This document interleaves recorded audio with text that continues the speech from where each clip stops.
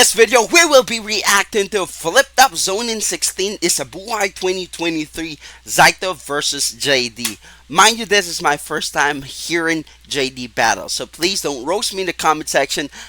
Put it in the comment section things that I should know for me to be better. Without further ado, let's go! Ito ang urado natin. Pahinga natin unang banat zoning 16. Zaito. Hoy, abnormal na ulul! Gisingin mo yung sarili mo sa katotohanan. Dahil kahit kailan sa mga banat mo, hindi ako kinilabutan. Woo! Hindi ka yung tipo ng kalaban na dapat kong katakutan. Kaya sa bakitid na kokote mo, isiksit mo ng madiin. Matuto kang kilalanin kung sino yung dapat sambahin. Patay ka sa akin ngayon. Wala nang dahilan para buhayin pa kita. Bars. Pinagpasa Diyos ko na yung mga gago, ikaw demonyo ka talaga. Oo, nagbisyo ako pero hindi gaya mong adik na timawa. Nakasubo pa yung tutor, kinukuha mo na sa bunganga. Mga kupal na punyetang nagsubiksik sa isabuhay.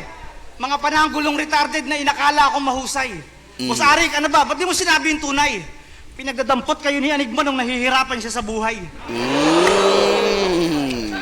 I like that bar. Pero sana kahit paano, yung pagkakaibigan natin, ganun pa rin. Dahil itong laban, bahagi lang ng katungkulan kong gawin. Kaya huwag kang magalit sa akin, o kaya ay magtampo. Dahil ngayon pa lang, binabati na kita ng isang magandang putang ina mo.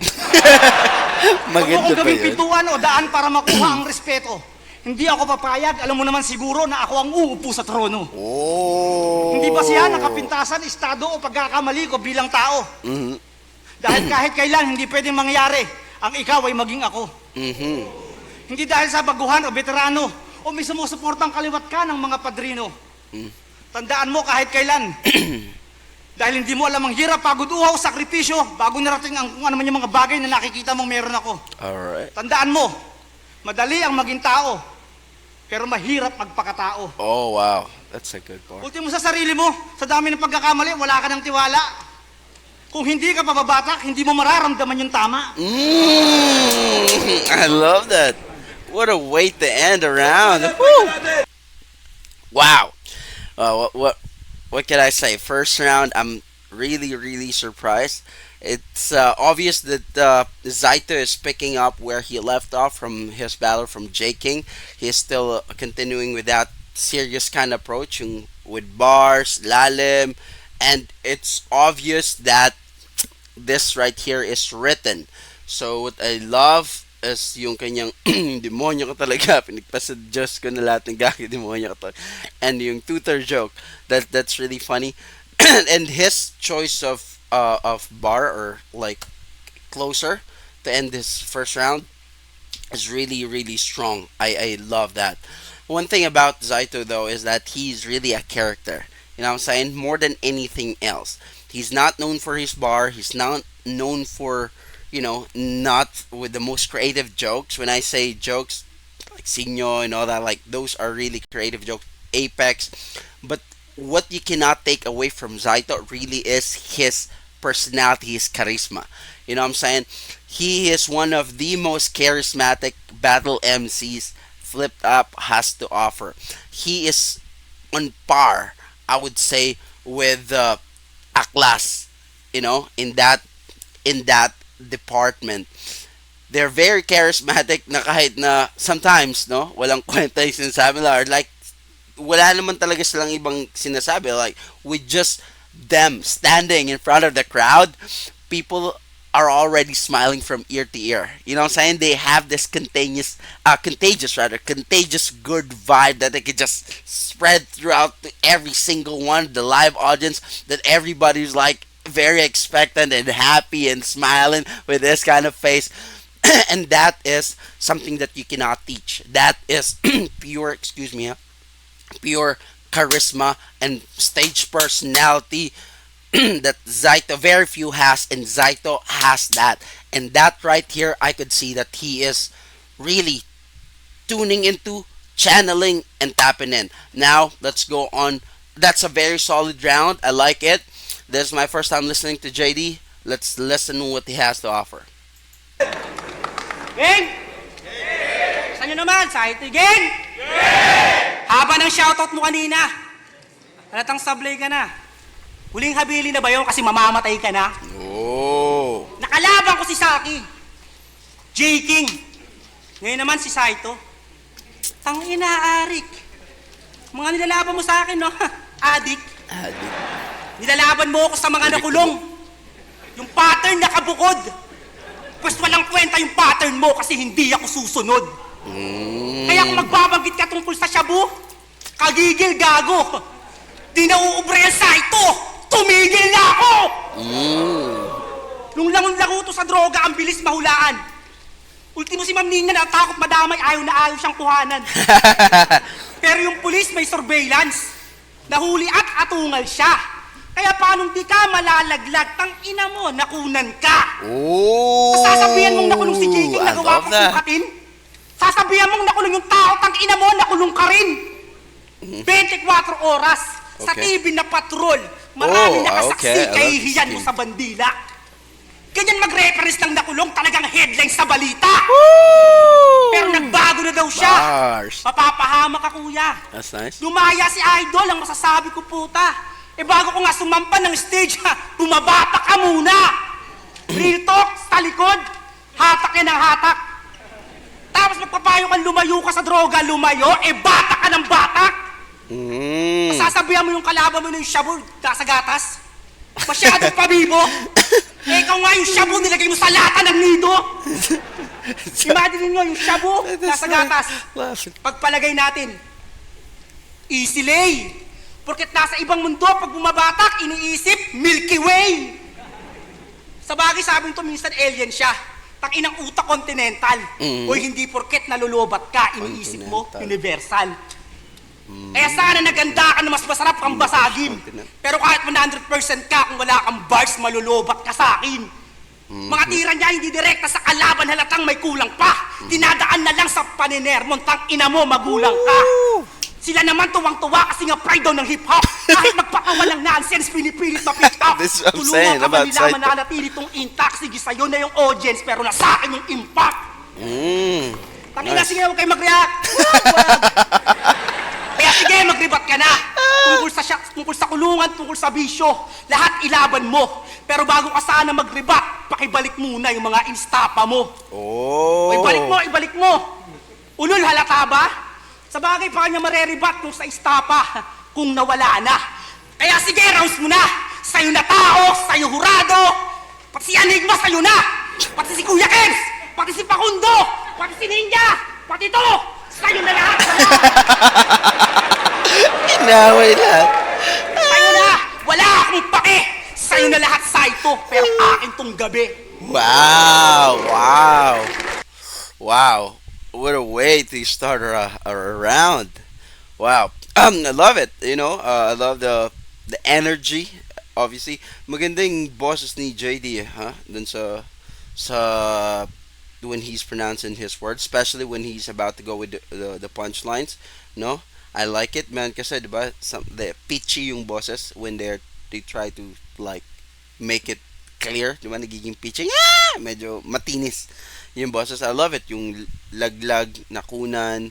That's a very good bar. Yung headline sa balita scheme. I love that. Yung Zaito daw, teaching the people, no? Na, lumayo sa drugs, pero batak ng batak. That's really nice. I love it. Here's my thing though. Those, here's my thing about JDee though. He has very solid pen game, obviously, but he waits, I think, a little too long before he releases or unleashes his powerful lines until the very end of the round. I think he does not have a good, awareness of the time. Kasi if you look at it, he went like 50 seconds above the time limit. And this is a tournament. There is a reason why there is this time limit on that. So I'm not really sure how to put it, you know what I'm saying? Lines per lines, JDee has it. But yung crowd, time, and everything, the technicalities, Zaito has this one on the back. So I'm going to have to give the first round to Zaito just because the lines in which made impact from JD was spot or was delivered right after the given time limit. So, yeah. Let's go on for the second round. Tangina mo, nang-ista parang ako. Gago, mabuti akong tao. Adik raw, tanga, magkaiba. Ikaw lulong na ako, biktima. Kinangina, lata ng nido. Tignan mo yung mukha mo, mukhang pinrito na lata ng rino. Tangina mo. Lahat na rin. Adik na River permiso. spread. Standby na pasaway. Problema ng lipunan, salot ng barangay. Sa pamilya mo ay puro pasakit ang binigay. Wala ka ng silbi, irresponsable pang itay. Oh, Ang mga tulad mo personal. dapat ay sinusunog ng buhay. O di kaya ay binibitin ng pabaliktad sa tulay. Total wala ka ng silbi, kaya walang maghihintay. Mas maraming magdiriwang pag ikaw ang namatay. Puro kayabangan ang tampalasa na hambog. Kundi bangag sa droga, sa marijuana ay sabog. Pag may tama na ay para siyang kabayong taglibog. Ginagawa niyang lato-lato yung libag niya na itlog. Ano? Kung pa lang, patay ka na. Ano mo? Eto ba yung abig na panlaban ng bataan? Mukhang batugan na batukan. Panlaban na ba yan? Masari ka na ba? Baka pwede mong palitan. Tignan mo nga itsura mo, ang galing pang batakan. JD, wag kang piling matigas. Yung mga banat mo, supot, idadaan mo sa sigaw na malakas. Hindi porket magkalaban tayo, magkaparehas tayo ng antas. Kung wala kang magandang gagawin, bigyan nyo ng daan to palabas. Wow. Tangina mo. Ano? Bigyan nyo ng daan to palabas. Mga kupal na punyetang. Kalang, bigyan nyo Oh ng daan my to palabas. gosh, please don't. Zait, no. Support No. yung mga banat mo. Ah, man. Walang kabuhay-buhay. Ang mga tulad mo, dapat iniimbals eh. Ang mga tulad mo ay nabibilang sa mga ulong may kalog. Yung mga banat mo sa totoo lang, ang mga tulad mo ay nabibilang sa mga ulong may kalog. Sa larangan ng balagtasan ng mga letra mo'y lubog. Idadaan mo sa sigaw, ang mga letra mo'y lubog. Taka lang ha. Alam mo magkakamali. Alam naman natin yung kung sino yung magwawagi. Idadaan mo sa ang mga letra mo'y lubog. Yung mga banat mo sa totoo lang, walang kabuhay-buhay. Lahat ng mga laban mo sa totoo lang nakakaumay. Totoo lang nakakaumay. Putang ina, pumiksay na ka sa rap game. Wala ha. Yung mga Oh tulad mo my ay nabibilang goodness. sa ang mga letra mo yung lubog. Tandaan mo magkaiba ang hinubog at tubog. Ang ina mo hinubog at tubog. Kaya linya ko pa. Kahit mag-freestyle ako dito. Maski siya nagulat din sa lines niya. Maski siya nagulat din sa lines niya. Magmumukha ka lang tanga. Kahit anong mangyari man ngayong gabi, sa akin pa rin to. Kaya sasabihin mo sa'yo yung gabi, ulul, ano ka vampira, tanga. Ina mo. Sa kanya raw yung gabi. Kasi alam niyo naman, yung mga magnanakaw, snatcher pag umatake. Matibay ka talaga. Wala nang mangyayari pa. Kahit kailan itanim mo sa kokote mo. Ibakante ba natin to? Ikaw pa rin si Bato. Batukan na batukan. Tangina mo, binoto mo si General Bato. Tapos nung tumira ka, nagtatago na to. Kupal. Wala ka talagang magagawa kahit anong gawin. Kahit mag-freestyle tayo rito, kahit hanggang umaga pa ay abutin. Kalungkutan ang mangyayari, kalungkutan ang sasapitin. Dahil ang pagkapanalo ngayong gabi, hindi ko papayagang agawin. Ah, man. It really is such a letdown. I mean, at least to me personally, nakakabita, nakapanghinayang for me because Saito was really picking up steam up until that slip up, that choke. So obviously he wrote this, and I like where he was going. Kasi sabi niya before he choke yung I made mentions earlier first round na si JD. I like the way he delivered his punchlines and all that. And then, binasag ni Zaito in the second round. Sabi niya, dinadaan mo lang sa sigaw. And then sabi niya, kung ganyan na gagawin, bigyan nyo nga tandaan palabas. He was really about, at least to me personally, he was really about to bite his neck. You know what I'm saying? Kumbaga, sasakmalin na. Got it. Ni Zaito eh. Si JD, at least to me, that's what I was feeling, that's what I was seeing, that's what I was predicting, that where Zaito is going, no? Dun sa second round niya, tasakmali niya, and then he forgot. I think he got, a little overexcited, nang gigil masyado, but it was really a letdown, sayang, because I was, at least what I'm feeling is that he's about to spit something more hard and solid but obviously he was not able to finish his round. And ang pinaka sayang doon is that right at the moment when he's about to pick, dun pa nangyari. So like, yeah, well, it happens. Let's see what JD has to say on this one. Boring! Panay starter! Nakakadiri kang buo. Kung di ka pa magbabanggit ng vampira, walang mabubuhay na dugo. Noong araw 12, umutot to. Nakakabarado ng heart. Pero wag na natin pag-usapan, skip natin yung mabaho na part. Game? Yung round 1 mo ka, Hayaski. Grabe talaga. Round 1 pa lang, pangit mo na. Pero magsabi lang to ng pogi siya, sigawan na kayo. Ang tingin mo, importante ka? Hindi ka pogi, Zaito, tang ina mo, komedyante ka. Alam kong mahal ka nila. Sa palakpak, paglalaanan. Gantong mukha ba naman magsabing pogi siya? Talagang lahat magtatawanan. Ginawa ka ng Diyos nung wala siyang magawa. Hindi mo pa schedule nun, kaya yung mukha mo pasadya. Pagod na pagod si Lord nung ikaw inaayos. Pogi ka sana, kaso hindi ka natapos. Hindi na kailangan ng wordplay. Mukha kang tanga. Kamukha mo si Koke nung bata pa siya. Sabi na kay Lukturyo, kung susukatin mo ang aking dulo ngay malabo kang makaurong pagkatambulong ko'y bugtong na dumugtong sa mga karugtong. Sabi ng mga tao, Zaito! Tang ina nyo, mga gunggong! Inaawit Mga pa kayo, rin yun. nag-iimbento lang ng bugtong. Inaawit! Susukatin ko, tang ina mo, lulong! Grabe ka, yamot! Ikaw lang yung gumagawa ng bugtong! Na di din alam yung sagot. Huwag kayo Sabi niya muna. Pinagla-react niya mo tayo, hindi nag-react. Sige, okay. Huwag mong papipiliin mo! Pag ako gumawa ng bugtong, dugo mo pa sisiritin ko! Nung ahong 13, sa gilid dyan JD, nakapwesto. hindi niya alam gago. Labang madilim Sa sa mga tao. na sentro.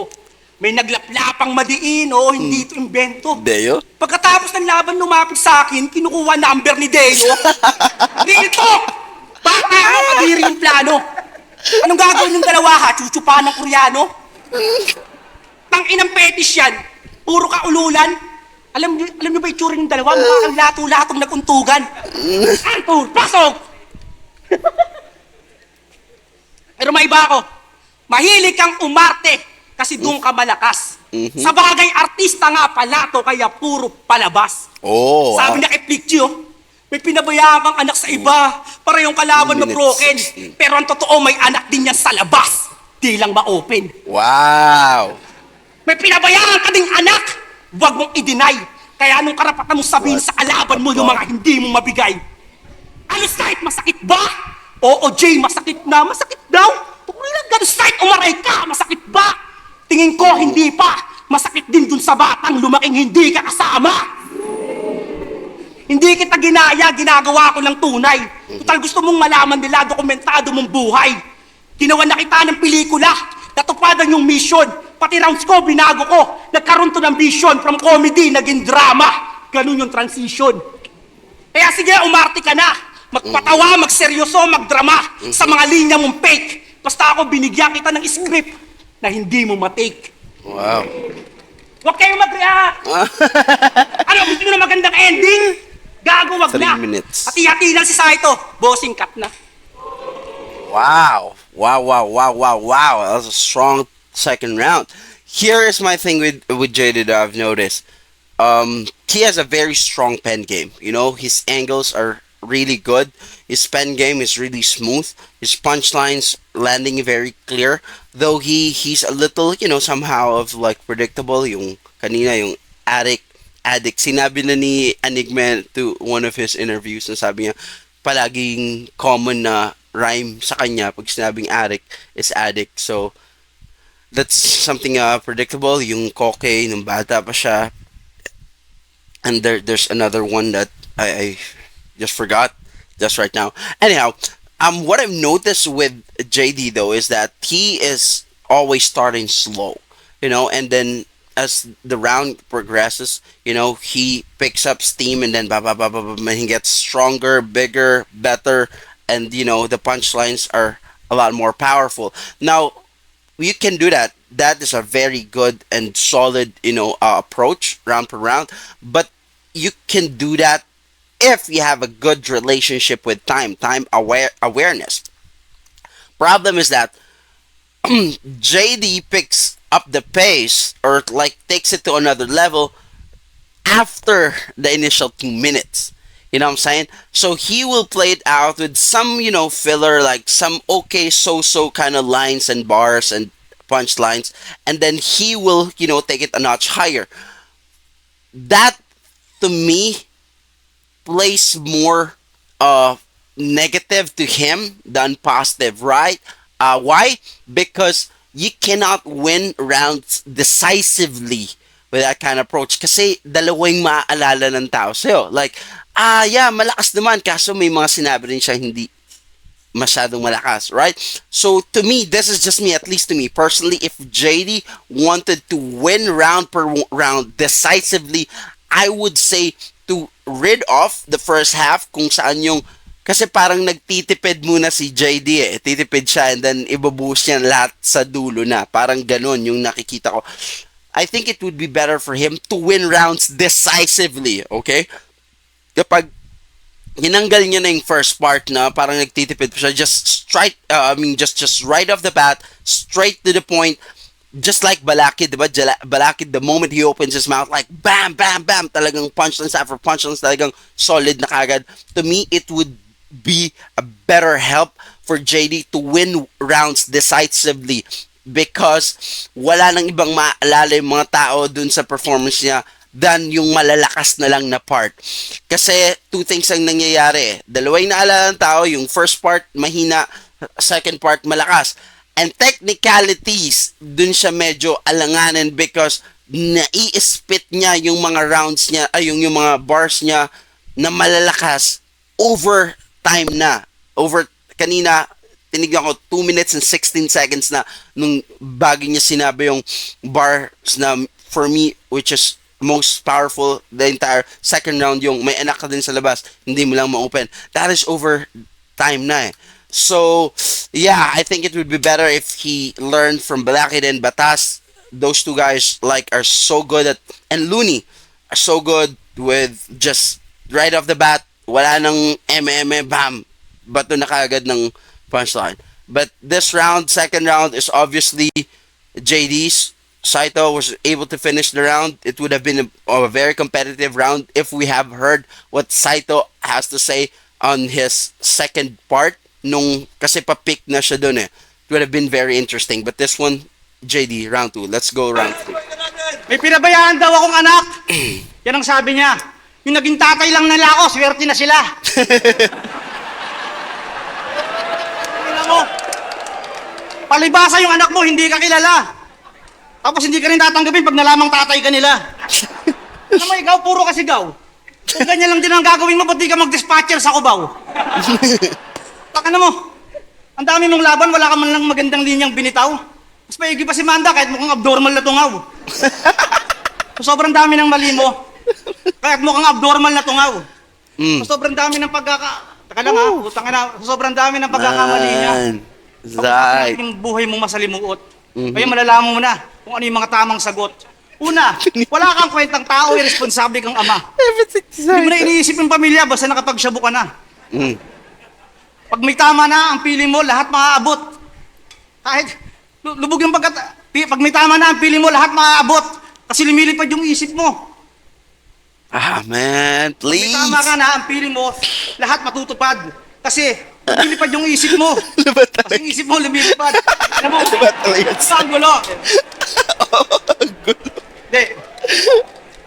Kamusta raw? Tsura ni Jeff. Hindi niya matanggap. This is what I'm saying. Ay, tsura ni Jeff. Ang hila dyan. Hindi niya matanggap. This is what I'm saying. That there are certain people who has really, really impactful charisma, and one of those, whether you like it or not, is Zaito. Zaito really have that contagious charisma, just like a class. So, kahit sometimes walang contagious sabi nila, man, people are more, open to that. Like, they react to it. Si JDee hindi niya matanggap. Pag siya yung nagbabar, ang lakas ng mga sinulat niya. Ang lakas ng mga punchlines niya. Sinisigaw niya. Hindi nagre-react yung mga tao. Si Zaito nagka-stumble. Ang gulo, di ba? Oh! Palakpakan yung mga tao. Jenny bad trip. Kanina pa niya inaaway yung audience. It's so funny. Sabi ng mga tao na minsan mong niloko. Malamang di mo na maalala sa dami ng tao na ginago. Ganyan talaga. Masyado kang hibang. Lubog yung pagkatao pero yung isip mo lutang. Pangalawa sa misis mo, puro ka na lang kagaguhan. Akala niya matino ka sa likod ng maraming kagaguhan. Nagpaalam siya minsan, meron daw gig pag-uusapan. Ang di nyo lang alam, meron siyang babaeng katagpuan. Tangina mo ano, nagulat ka bakit ko nalaman? Kasi hindi lahat ng kadikit mo ay mga tunay na kaibigan. O sige, may iba tayo ng usapan para ano? Alam niyo ba kung bakit madalas nakikita niyo akong gumagala? Kasi pinapagod ko yung sarili ko hanggang umabot sa puntong mas masahol pa sa praning. Kasi doon ko nasusulat yung mga linyang may kakaibang tumbok ng mga husay at galing na wala sa'yo kahit katiting. Pag ako masinta sa pulka kahit magpiring, parang kinantot ka ng kamalasan ng karumal-dumal na daing. Karumal. Daing. Maaaring magawangis pero magkaiba. Mukha ni Jenny talaga. It's so funny. Like, karumal-dumal na day. And people like, oh. It's like, what's so strong about it? Tupa at kambing. Di ba totoo naman? Matagal ka nang may sakit na tililing. Nagsabo ka lang kaya feeling mo magaling. Kahit mag-freestyle tayo rito, kahit abuti ng umaga, fuck you ka shit, kahit hindi ko maalala, pero balik sa balik tanaw, lulubog at lilitaw, lalabas pa rin ang pangalay kung sinong tunay na sisingaw. JDee, puro kaangasan ka sa buhay. Wala kang pinatunayan. Hanggang dulo, hanggang dito, Sayang. putang ina, wala ka sa kasaysayan. Isa kang paranggulong kupal. Ewan ko kung bakit ka nabuo. Tangina mo na, inaayaw mo ka na ng asawa mo kasi yung titi mo ayaw tumayo. Nandadamay ka pa. Tangina kung anong sinasabi niyang sablay. Ang dami ko rin anak. Sige, hanapin mo yung inay. Tangina mo, marunong ka pa sa akin. Bakit ako, ikaw ba ako bang shot? Tangina mo, ito yung gabig dapat mong takutang bangungot. Tignan mo yung itsura, oh. Patino ka sana eh. Kaso nagbago ka. Nagbago ka ng pwesto kanina. Hindi mo alam, may butas, nakikita kita. Kamot ka ng kamot sa ulo kasi maligo ka. Kinukuto ka na hanggang dito, dinadala mo pa. Putang ina mo, JDee, para sa'yo to. Kahit anong gawin natin, pakyo ka rito.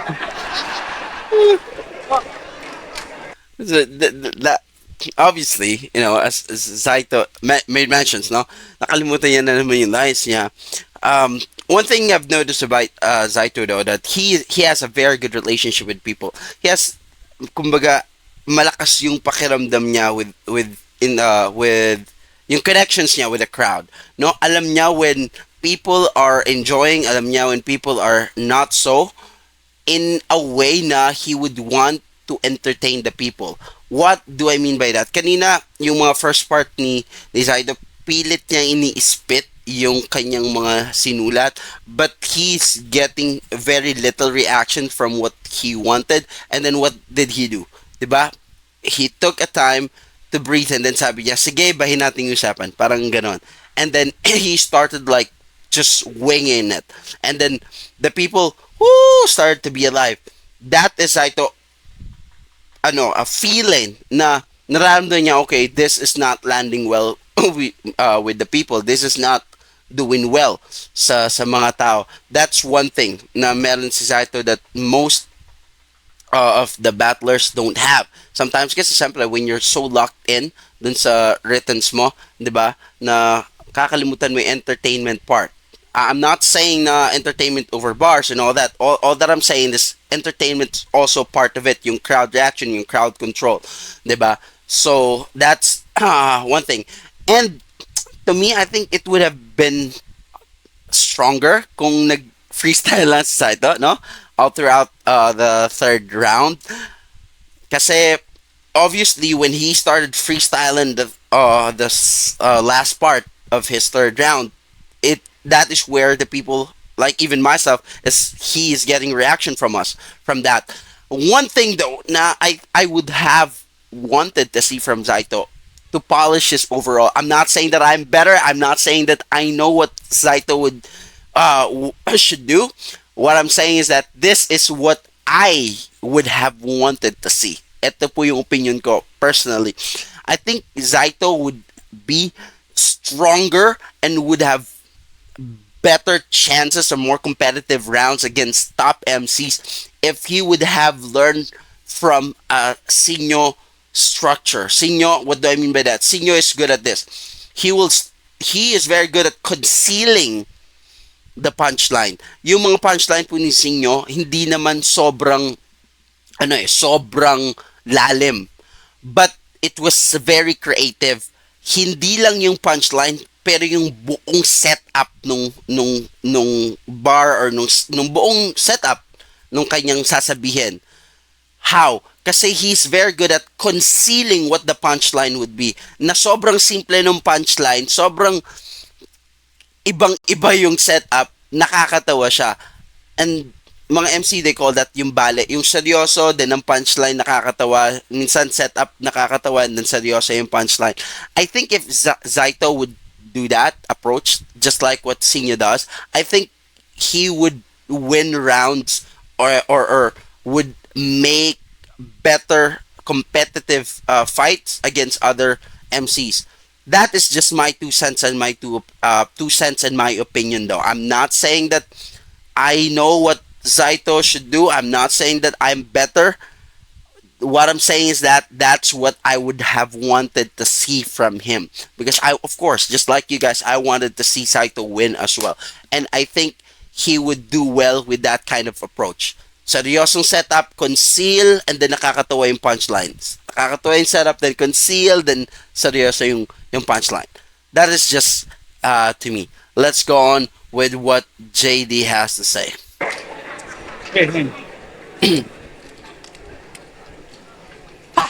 Pag naganda si Zaito, tuwang-tuwa mga tao. Yeah. Feeling mo ang galing mo dun. Pero isipin nyo anong nakakatuwa sa paghahanda niya, unang-una, obligasyon niya yun. Ang pagiging pabaya, kailan... Another thing though, okay, all 3 rounds, I have not heard anything, any tie-in edges of Zaito. I don't know, it's just me. Because, diba, whenever you watch Zaito battle, you would always hear etchas, tae, luga, sabi ni and all the other battlers, you always find a way to rhyme etchas and tae and luga sa kanyang opponent. All 3 rounds, respect. I have not heard a single mention of that from Zaito. Crazy, but, things happen. Kailan pa naging tama? Panay niya yun. Ang pagiging pabaya, kailan pa naging tama? Panay choke, puro freestyle, paano ka naging halimbawa? Nagtitiis mga tao sa init at pawis, tapos mapapanood nila yung Zaitong walang practice. Pero sabi nila, kampiyon ka na, nakaraan nilaksan mo. Nagpaandar lang putang ina, kayo naman sinakyan nyo. Pero malabo ka sa akin magkampiyon. Ano, nuggets mo ba? Para tong Jokic versus Lebron, ano, nuggets nyo na. Oh, bar. Discard niya dati, magmamalalim sabay tae. Kayo naman tuwang-tuwa. Pues magigisa ko sa sarili ng mantika, ako naman yung gagawa. Game! Malaki. Si Zaito! Alamat naman dirigmang buong pusong umatake. Pag siya ang nagmalalim, mababanaag ang mensahe. Tao na maralita, ginintuan, ibang klase, lalo pag ang salita, kinugmaan niya na ng tae. Siya ang kasagutan sa hulang, di nakabase sa uso. Pabulaklak niyang talata, grabe suwabe ang punto. Lahat kayang gapiin, ibang klase laro mo, napapabilib mo ang masa sa salitang may tae sa dulo. Ngayong ako ang gumawa, mukhang wala rin na pulot. Kanyang kakabaho magmalalim dahil may taing hinugot. At kung babalikan yung mga una kong linya, mas lalong durog siya. Di ba sabi ko, magigisa to sa sarili ng mantika? Ayan, sunog na.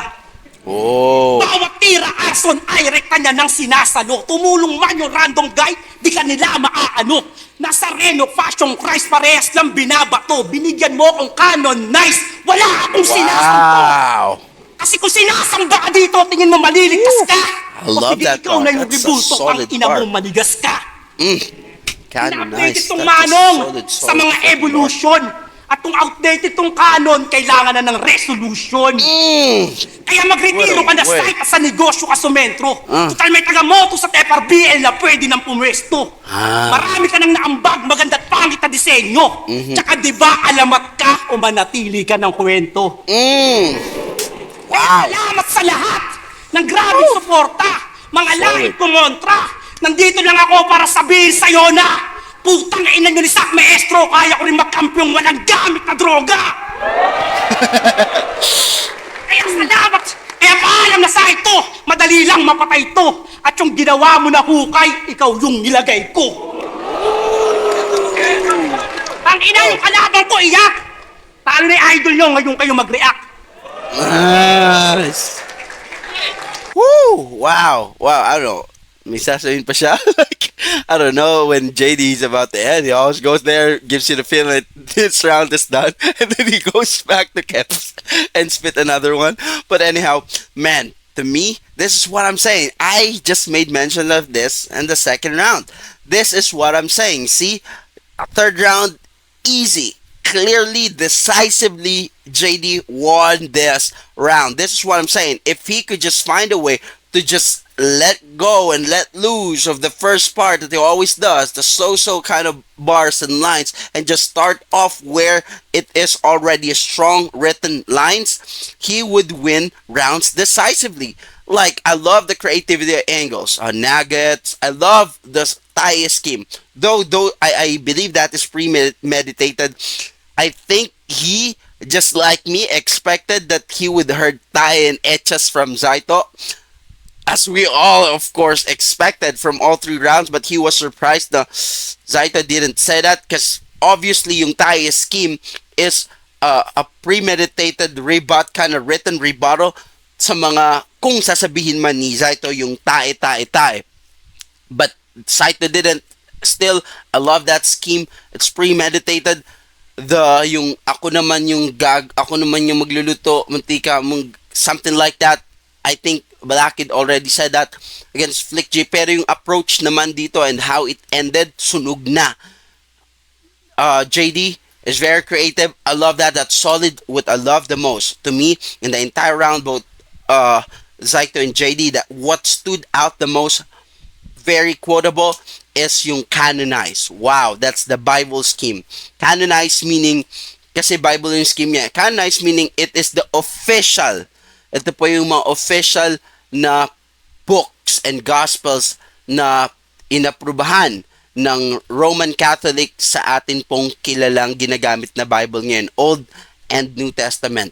Yan po yung mga Matthew, Mark, Luke, and John sa New Testament. So, yan po yung mga, pag sinabing canonized, official po yan. So, yun yung mga official na Gospels and books of the Old and the New Testament. There are other non-official na Gospels. Yan po yung mga Gospels of Mary, Gospel of Judas, Gospel of Mary Magdalene. Hindi po siya kinikilala ng simbahang Katolika. So, that is what it means. See, napakalalim noon. I love the creativity of different angles. JDee attack Zaito with. I love how deep and how big and how powerful JDee comes this third round.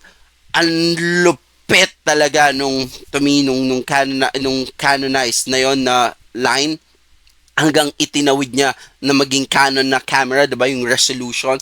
So wow, obviously to me this third round is JDee's. So with that said, I think JDee won this 1, 2, and 3. Zaito round 1. Let's see what the judges has to say. FlipTop Zoning 16, Isabuhay 2023 Battle, JDee vs. Zaito. Mag-iayos pang best para sa kanilang pareho. Ang bata ng Urado, advancing sa tournament, 7-0. Mag-iay para kay Zaito. Joke lang. Even Enigma was on it. Yeah. Well, JDee won, and that's no surprise. I think judges scored it all 3 or 2-3. My vote is 2 and 3. Now, I enjoyed it. I hope you enjoyed it. Now, if you're thinking, what makes me a credible reactor for such a battle, rap battle, just to give you a little bit of background about myself, when I was in college back there in the Philippines, I used to be a battle MC. Yes, that is right. But I didn't battle under the umbrella of FlipTop though. Why? Because during that time, FlipTop tryouts are too far from where I live. I live in QC, so their tryouts were Cavite, Olongapo, Kilinico, and Pampanga and all that. So I weren't able to go to attend kasi I'm in college pa nga. So the events that I'm attending and I used to battle is Sunugan po. Yes, and if you don't believe me, see, look at this video. I got videos to show you. See? There you go. So yeah, why am I telling you guys this? Because at least I'm just showing you that at least I have a little bit of credibility to react onto such an art form. I have a huge love for hip hop, for rap, and for the art of woven words. I really love that. Yeah, see, that's me. That's me.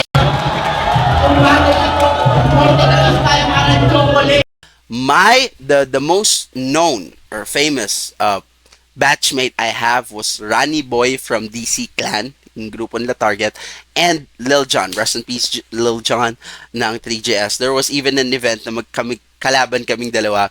Obviously, he smoked my ass. He's really good at freestyle. But he was a champion and I enjoyed that. And there I met a lot of people, personally, sa Looney, sa Abra, Apex, and all that. And then I have to go back here, US, and I was not able to continue, obviously, that path of, being a battle MC. But the only reason I'm telling you guys this is because I just want to show a little bit of myself and why I have a little teeny tiny bit of credibility reacting to such content and art form. I'm not saying I'm on the level of Patas and Looney. No, I'm far from them. Those are like rap gods to me.